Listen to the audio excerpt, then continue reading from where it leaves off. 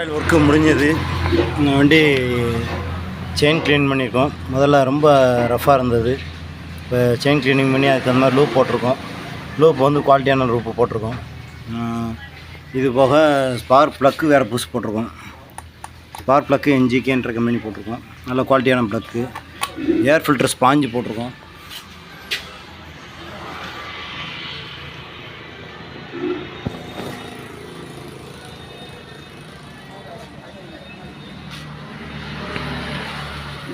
Air filter sponge போட்டிருக்கோம்.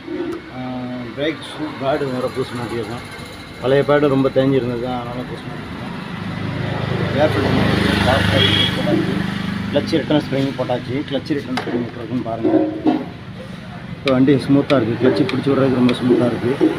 அந்தளவுக்கு நீட்டாக ரெடி பண்ணியிருக்கோம். எல்லாம் முடிஞ்சு அப்டேட் பல்ப்பு வேறு மாற்றிருக்கோம். அப்டேட் பல்ப்பு எல்லாமே முடிஞ்சு. இன்ஜின் ஆயிலு சிஎன்ஜி டைப் இருக்கும். அதாவது பஜாஜ் ஒரிஜினல் ஆயிலே போட்டிருக்கோம். வண்டி கூட பழைய ஜாமான்களையும் உங்களுக்கு காமிக்கிறேன் லைவ். ஓகே,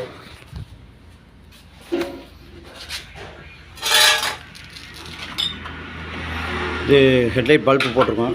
இது அந்த கிளச்சு ரிட்டர்ன் ஸ்ப்ரிங் கட்டான ஸ்ப்ரிங்கு. இது டிஸ்க்கு பேடு ஒன் சைடு தேய்ச்சி ஓடி இருக்குது. இதில் கணத்தை பார்த்தாலே உங்களுக்கு தெரியும். இது தேஞ்சிருக்கு, இது தேயலை. ஏர் ஃபில்ட்ரு சுத்தமாக போச்சு, அந்த தன்மையே இல்லை. அதனால் ஒரிஜினலாக வாங்கி மாட்டியிருக்கோம். இது ஒரிஜினலு. ஸ்பார்க் ப்ளக்கு 2 ப்ளக்கு போட்டிருக்கோம். இதுபோக இன்ஜின் ஆயில் சேஞ்ச் பண்ணியிருக்கோம். லூப் வந்து இந்த கம்பெனி லூப் அடிச்சிருக்கோம். இது ஒரு 150 ml 7 ட்ரிப் அடிச்சுக்கலாம். ஓகே.